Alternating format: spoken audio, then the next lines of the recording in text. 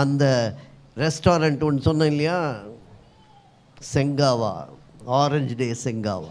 அங்கே என்ன பரிமாறப்படுகிறதோ அதை பெற்றுக்கொள், அதை நிரந்தரம், அது உனக்கு சுதந்திரம். அதுதான் உன்னை பெருகச் செய்கிறவர், அவர் பெருகச் செய்கிறவர். அதனால தான் இந்த மெய்யேந்தி பவன் என்று வரும்போது அதில் டின்னர் இன் த ஸ்கை அப்படின்னு ஒன்று இருக்குது, டின்னர் இன் த ஸ்கை. அதே போல் இன்னொன்று இத்தா அண்டர் சி கேஃப். ஒன்று கடலுக்கு அடியில் இருக்கும் அந்த ஹோட்டல், ஒன்று பூமியிலேருந்து மேலே 150 உயரத்தில் இருக்கும். அந்த 150 உயரத்தில் இருக்கிற அந்த ஹோட்டலில் அது ஒரு ரவுண்டு சர்க்கிளாக இருக்கும். அதில் எல்லாரையுமே கூட்டிகிட்டு போவான், சர்வ் பண்ணுறவங்க, பரிமாறுகிறவன், சாப்பிடுகிறவர்கள் எல்லாருமே. ஆனால் எந்த சேர் மட்டும்தான் இருக்கும், அதில் சுற்றி வேலி அடைக்கப்பட்டு இருக்காது. அப்படி கீழே பார்க்கும்போது உனக்கு சாப்பிட்ற எண்ணமே வராது. மடவண்டு பில்லு கட்டு போகலாமான்னு தோணும். ஆனால் அங்கே போய் ரிஸ்க்கு, அங்கே போய் மேலே, ஏன்னா அவன் முதல்லையே ஒரு டிஸ்க்ளைமர் ஒன்று கொடுப்பான், தவறுதலாக விழுந்தீர்கள் என்றால் அதற்கு நாங்கள் பொறுப்பல்ல. இப்போ நம்ம கூட சொல்கிறோம் இல்லையா, பார்க் பண்ணோம் வாங்க, நாங்களே பார்க் பண்ணுறோம். அங்கே போய் பார்த்தோம்னா சொல்லுவான், வண்டி தொலைஞ்சிச்சுன்னா நாங்கள் பொறுப்பில்லை. அப்புறம் எதுக்கு நீ பார்க் பண்ணுற? எதுக்கு? கர்த்தர் நமக்கு பாதுகாப்பாக இருக்கிற கர்த்தர். ஹல்லேலூயா. நாம் சேஃபான இடத்துல பார்க் பண்ணாமல் வேறு எங்கேயாவது பண்ணோம்னா இதுதான் நடக்கும். பாருங்கள், அங்கே அந்த டிஸ்க்ளைமரை பார்த்தாலும் மேலே போகிறாங்க. அது it is your own risk. நீயாக மேலே போய் நின்றுட்டு திரும்பி கூட பார்க்காம சாப்பிட்ணும். அதே போல் அண்டர் சி, அந்த அண்டர் சீயில் என்ன சுற்றி மீன்கள் ஓடிக்கொண்டு இருக்கும், பெரிய பெரிய மீன்கள் எல்லாம் ஓடும். அந்த இடத்துல உட்கார்ந்து சாப்பிடுவது, எந்த சூழ்நிலையாக இருந்தாலும் சூழ்நிலை மறந்து கர்த்தர் கொடுக்கிற போஜனத்தை நீ பெற்றுக்கொள்ள வேண்டும். ஹல்லேலூயா. திருவிருந்து என்று வரும்போது உன்னை சுற்றி திமிங்கலங்கள் ஓடும், உன்னை சுற்றி சுறா மீன்கள் ஓடும், என்னென்னோ ஓடும். ஆனாலும் don't worry about the situation, enjoy your meal. Hallelujah. enjoy your food. Hallelujah. enjoy Eucharist. Hallelujah. enjoy the bread and wine. அவர் உனக்காக சிந்தின ரத்தம், உனக்காக கொடுத்த அப்பம், அதை காட்டிலும் பெரிய விருந்து கிடையாது. ஒரு விருந்தும் கிடையாது, இனி மறு விருந்தும் கிடையாது. அது திருவிருந்து. ஹல்லேலூயா. அது ஒன்றே நமக்கு, அது இல்லாமல் வேற கிடையாது. 5 அப்பம் 2 மீன், அதுதான் மிகப்பெரிய எக்ஸாம்பிள். பாஸ்டர் நல்ல ஆளுக்கு ஒரு டம்ளரை வாயில் ஊற்றுறாரு, இவ்வளோ தானே வாங்குறீங்க, பெருக செய்கிற கர்த்தர். ஹல்லேலூயா. இவ்வளோ சின்னதாக ஒரு அப்பம் தானே வாங்கி போடுறீங்க, வாழ்க்கை நிறைவாய் மாறுகிறது. ஏனென்றால் குறைவுகளை நிறைவாக்குகிறவர். அதனால தான் முதல் அற்புதமே அங்கே இதை தான் செய்து காட்டினார். முதல் அற்புதம். அது மட்டுமல்ல, அந்த கையேந்தி பவன்லையும் அதை தான் பண்ணி காட்டினார். 5 அப்பம் 2 மீனை 5000 பேருக்கு போஷித்தார் என்பதை அங்கே நாம் பார்த்தோம். மரணத்திற்கு பின் என்ன என்பதை தான் இங்கே ஆண்டவர் தெளிவாக சொல்கிறார். சகோதரர் யாவது சகோதரியாவது எல்லாரையும் சொல்கிறார். அந்த வசனம் படிங்க பார்க்கலாம். மார்க் 10:29 31.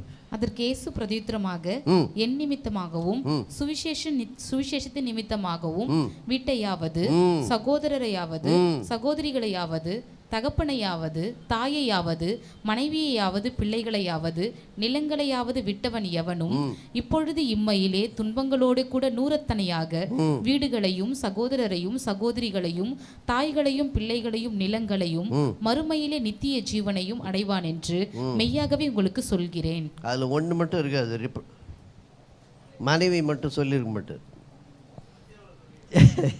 ஆனால் நிறைய கிடைக்கும்னு சொல்ல மாட்டார். இதெல்லாம் போச்சுன்னா திரும்ப நிறைய கிடைக்கும், நிறைய சகோதரர் கிடைப்பாங்க, நிறைய. ஏன்னா நம்மால் திருப்பி கேட்போம், அப்போ மனைவி ஆண்டவரே அதுவும் நிறைய கிடைக்குமா அப்படின்னு கேட்டு போகிறான்றதுனால மார்க் அதை கட் பண்ணி தூக்கிட்டார். ஹல்லேலூயா. அப்போது இங்கே பாருங்க, அவர் அழகாய் சொல்லுவது, எதை இழக்கிறாயோ, இழப்பது என்றால் மொத்தமாக விட்டுட்டு வந்துடுன்னு சொல்லலை. முக்கியத்துவம் எதற்கு கொடுக்கிறாய், என்னை மாத்திரம் முக்கியப்படுத்து, முதன்மைப்படுத்து. அதுதான் அர்த்தம். மனைவியை முதன்மைப்படுத்த வேண்டாம் என்று சொல்லவில்லை, அதற்கு முன்பாக என்னை முதன்மைப்படுத்து. ஏனென்றால் அவளை கொடுத்தது நான், உனக்கு அவளை கொடுத்தது நான், உன் எலும்பிலிருந்து எடுத்தது நான். ஆகையால் நாம் அவரால் எல்லாவற்றையும் பெற்றுக்கொள்ளுகிறோம். அப்படித்தான் பெற்றுக்கொண்ட காரியம் அது. முதல் படைக்கும் போது உலகத்திலே 2 பேர் தான் இருந்தாங்க. ஆனால் 2025 வரைக்கும் சேர்த்து அப்போவே படைத்தார் என்றால் அவர் எப்படிப்பட்ட கடவுளாக இருப்பார்? 2 பேருக்காக 2 மரம், ஒரு 4 ஆப்பிள் மரம் வச்சுங்கப்பா, மத்தியானம் லஞ்சுக்கு இதை வச்சுங்கன்னா பண்ணார். இனி வரும் சந்ததியா, ஏன் என்றால் நீ பலுகி பெருகுவாய், அந்த கொடுத்ததை நிறைவேற்றுவேன், ஆகையால் இப்பொழுதே உலகம் முழுவதையும் படைத்தேன் என்று படைத்த ஒரு ஆண்டவர். படைப்பாளரை மறந்து படைப்புகளிலே சென்று கொண்டிருப்பவர்களுக்கு முன்பாக இந்த 3 பவன்களை நாம் எடுத்து செல்ல வேண்டும். 3 பவன்களுக்கு அவர்களை அழைத்து வர வேண்டும். ஒவ்வொரு பவனும் எதை கற்றுக் கொடுத்தது என்பதை நாம் அவர்களுக்கு சொல்ல கடமைப்பட்டிருக்கிறோம் என்பதையும் நாம் மறந்துவிடக்கூடாது. பையேந்தி பவன் கடைசியில் அவர் எவ்வளோ அழகாக அவங்களுக்கு சொல்கிறாரு, யோசித்து பாருங்க. இந்த இறந்து போன பின்பு இருக்கிற வாழ்வு, அது போகிறதுக்கு நான் என்ன பண்ணணும், எந்த நன்மையை செய்யணும் அப்படின்னு ரொம்ப சிம்பிளாக கேட்டான். அது அல்ல, இறப்பு என்பது மிக முக்கியமான ஒன்று. டைடு அப்படின்னு சொல்கிறான், எக்ஸ்பயர்டு அப்படின்னு சொல்கிறான், இன்னொருத்தன சொல்கிறான் பாஸ்ட் அவே அப்படின்னு சொல்கிறான். இன்னும் ஆங்கிலேயர்கள் எப்படி சொல்லுவாங்க, ஹீ கிக் த பக்கெட். எப்படி பக்கெட்டை எட்டி வச்சுட்டாருங்க, அதான் அதோட அர்த்தம். அப்படின்னா என்ன, அதில் இனி எதையும் நிரப்ப முடியாது, சாய்ந்து விட்டது, அதில் எதையும் ஊற்ற முடியாது, எதுவும் பண்ண முடியாது. அதனால் அவங்க காமெடியாக சொல்லுவாங்க, யாராவது இறந்து விட்டார் என்றால் ஆங்கிலேயர்கள் ஹீ கிக் த பக்கெட். இன்னும் இதை மாண்டார் ஒருத்தன் சொல்கிறான், இயற்கை எய்தினார். இயற்கை எய்தினார்னா 5 புலன்கள் தான் இந்த உடம்பு, மீண்டும் அது அந்த இயற்கைக்கு சென்று சேர்ந்து விடுகிறது. ஆகையால் அவர் இயற்கை எய்தினார், மாண்டு போனார். இன்னொரு காலமானார். ஏன் காலமானார்ன்னு சொல்கிறான்? எங்கள் அப்பா காலத்தில் இப்படி நடந்ததுங்க, எங்கள் தாத்தா காலத்தில் இப்படி நடந்தது, அந்த நேரு இருந்தார் அவர் காலத்தில் இப்படி தான், காந்தி காலத்தில், காமராஜர் காலத்தில். ஏனென்றால் காலத்தை குறிப்பதற்கு ஒருவரை நாம் சொல்லுவதினால் அவர் காலமானார், அவரே காலமானார். ஆனால் காலமான பின்பு உயிர்த்தெழுந்தும் நமக்கு காலமானவர் இயேசு கிறிஸ்து. கிபி அவர். ஏனென்றால் அவர் காலமாகவில்லை, அவர் உயிர்த்தெழுந்த ஆண்டவர். அதனால தான் கிபியும் தொடருது, இல்லைன்னா கிமுவோடையே முடிஞ்சிட்டு இருக்கோம், இல்லை கிபியோடையே முடிஞ்சிட்டு இருக்கோம். அவர் காலமாகவில்லை, காலமானார், சிவபதவி அடைந்தார் அப்படின்றான். அங்கே கூட போய் பதவி கேட்குறான், அங்கேயும் ஏதாவது ஒரு பதவி கிடைச்சா நல்லாயிருக்கும், சிவபதவி. வைகுந்தம் போனார், வைகுந்தம் போய் அவர் சேர்ந்துட்டார், பரமபதம் அடைந்தார் அப்படின்னு சொல்கிறான். Attain the feet of Acharya. பிராமணர்கள்லாம் எப்படி போடுவாங்கன்னா, நியூஸ் பேப்பரில் பார்த்தீங்கன்னாக்கா அந்த ஆபிச்சுவரி காலமில் he attain the feet of Acharya. யார்? ராமானுஜர் சொல்கிறான். ஐயங்காருங்களாம் செத்துட்டாக்கா ராமானுஜருடைய பாதத்துக்கு அவர் போய் சேர்ந்துட்டார். அப்போ அவரிடம் கற்றுக்கொண்ட பாடங்கள் எல்லாம் நிறைவேறுகிறது, எங்கள் பயிற்சி முடிந்தது என்று சொல்லுவதாக அவர்கள் நம்பிக்கொண்டிருக்கிறார்கள். இன்னொருத்தர் நான் சொல்கிறேன், இல்லை இது அவங்களுக்கு, நம்ம அப்படி சொல்லக்கூடாது, பரமேஸ்வரன் பாதத்திலே செல்லுகிறோம், அதனால தான் நாங்கள் சிவபதவி அடைந்தோம் என்று சொல்லுகிறோம் அப்படின்னு அவங்க சொல்கிறாங்க. என்ன பதவி எங்கே போய் அடைஞ்சாலும். இன்னும் லோக்கலாக சொன்னாக்கா ஒருத்தர் என்ன அந்த பாட்டிமா இருந்தது என்னாச்சு, புட்டுக்குச்சு அப்படின்றான். அதுவும் மரண செய்தியாகத்தான் சொல்கிறான். இன்னொருத்தர் சொல்கிறான் கொட்டாவி விட்டார் அவர்.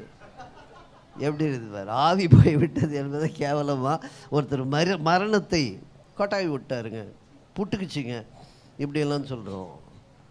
டிக்கெட் வாங்கிட்டாரு பாருங்கள், டெத்துக்கு எவ்வளோ சொல்கிறோம் நம்ம. ஆனால் கர்த்தருக்குள் நித்திரை அடைந்தால் உனக்கு பரலோகம். அது ரொம்ப எவ்வளோ அழகாக இருக்குது நம்மளுடைய வார்த்தை, கர்த்தருக்குள் நித்திரை அடைந்தால். இன்னும் கூட ஆட் பண்ணுவோம், அவர் கர்த்தருக்குள் நித்திரை அடைந்தார் என்பதை வருத்தத்துடன் தெரிவித்துக் கொள்கிறோம். அப்படி 2 கண்ணு வேறு சொட்டு சொட்டாக இந்த பக்கம், அது தனித்தனியாக போடுவான். இந்த கண்ணு இந்த பக்கம் ஒரு கண்ணு, அந்த பக்கம் ஒரு கண்ணு, அதில் 4 சொட்டு தண்ணி வரும். கர்த்தருக்குள் நித்திரை அடைந்தாலும் என்னடா உனக்கு வருத்தம்? அப்போ அது அவ்வளோ கஷ்டமாக இருந்தது. அதுக்கு தானே இவ்வளோ நாள் போராடணும், இவ்வளோ நாள் ஜபம், ஹாஸ்பிட்டல் வெளியே நின்று அப்படி தானே. எங்கள் அப்பாவை எடுத்துக்கிட்டால் ரொம்ப நல்லாயிருக்கும், ஆண்டவர்லாம் ஜபம் பண்ணிய. அவர் கஷ்டப்படுறது என்னால் பார்க்க முடியல. ஆனால் அவர் செத்து போட்டோம்லாம் எவ்வளோ கதை ட்ராமாலாம் விட்டீங்க, அதெல்லாம் மறந்துட்டு வருத்தம். அது அல்ல. ஆர்ஐபி என்று எழுதுகிறோம், ரெஸ்ட் இன் பீஸ். ஆனால் எல்ஐபின்னு ஒன்று இருக்குது, லிவ் இன் பீஸ். ஹல்லேலூயா. நம்ம அதை முதல்ல வாழ்த்த கற்றுங்க. எல்லாருக்கும் செத்ததுக்கப்புறம் ஆர்ஐபி அனுப்புறதுக்கு முன்னால் வாழும்போது எல்ஐபின்னு மெசேஜ் அனுப்புங்க, live in peace, live in peace. நீ சமாதானத்தோடு வாழ வேண்டும் என்றால் நீ எந்த பவனில் இருந்தாலும் மெய்யேந்தி பவனுக்கு வந்தே ஆக வேண்டும். ஹல்லேலூயா. எவ்வளவு அற்புதமான ஒரு காரியம். சார்லட் எலியட் அப்படின்னு ஒரு அம்மா, சார்லட் எலியட். அவங்க வந்து 1789 ஆண்டிலிருந்து 1871 அந்த காலகட்டம் அவங்க வாழ்ந்தவங்க. அவங்களுக்கு எவ்வளோ பெரிய பெரிய மினிஸ்டர்ஸ், தேவ மனிதர்கள், ஊழியர்கள், பாஸ்டருங்கெல்லாம் போய் அவருக்கு சத்தியத்தை சொன்னாலும் நோ, ஐ ஒன்ட் அக்செப்ட் அப்படின்னு சொல்லியிருந்தவங்க. இப்படியே வாழ்ந்துட்டு இருந்தாங்க. அவங்களுக்கு வந்து அவங்கள மாற்றவே முடியல. ஆனால் ஒரு நாள் அவங்க என்ன பண்ணாங்க, தனிமை அவர்களை மிகவும் கொடுமையாய், அந்த தனிமையில் வரும்போது மெய்யந்தி பவனுக்கு வந்துட்டாங்க. அப்பொழுது ஆண்டவர் அவரோடு, அந்த அம்மாவோட பேசினார். She had an encounter with Jesus. அதுக்கப்புறம் அவங்களுக்கு அதை, இப்படி ஒன்று இருக்கிறதா, இப்படி ஒருவர் இருக்கிறாரா, என் மரணத்திற்கு பின்பு இதுதானா என்பதை உணர்ந்து கொண்டாங்க. அவங்க எழுதின அந்த பாடல் தான், நான் பாவிதான் ஆனாலும் நீர் மாசற்ற ரத்தம் சிந்தினீர், வா என்று என்னை அழைத்தீர், என் மீட்பரே வந்தேன், என் மீட்பரே வந்தேன்.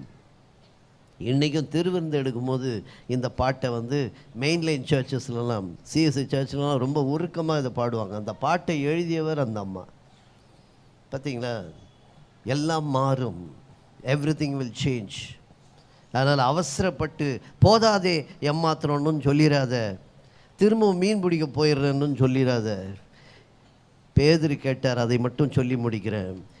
மத்தேயு 19:27, மத்தேயு 19:27. பேதுரு அவரை நோக்கி, இதோ நாங்கள் எல்லாவற்றையும் விட்டு உம்மை பின்பற்றினோமே, எங்களுக்கு என்ன கிடைக்கும்? எங்களுக்கு என்ன கிடைக்கும் ஆண்டவரே, திருந்தவே மாட்டியாடா நீ அப்படின்னு நம்மள தான் கேட்டிருப்போம். ஆண்டவர் அதுக்கும் பொறுமையாக பதில் சொன்னார், எங்களுக்கு என்ன கிடைக்கும்.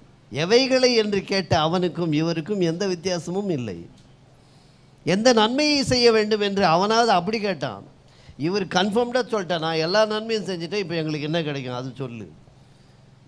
எனக்கு என்ன கிடைக்கும், என் பொண்ணுக்கு என்ன கிடைக்கும், என் பையனுக்கு என்ன கிடைக்கும், இதே தான் நம்ம கேட்டுட்ருக்கோம். என்ன கிடைக்கும் என்று கேட்கின்ற கேள்வி பேதுருவே கேட்டார், எங்களுக்கு என்ன கிடைக்கும். அப்போ தான் சொன்னார், எல்லாத்தையும் விட்டுட்டு வா, எல்லாம் கிடைக்கும். வாழ்க்கை கூட பிரியாணி மாதிரி சார்ன்னு நான் ஒருத்தர். ஏன்டானா ரெண்டுமே பீஸ்ஃபுல்லாக இருக்கணும், பீஸ்ஃபுல்லாக இருக்கணும்.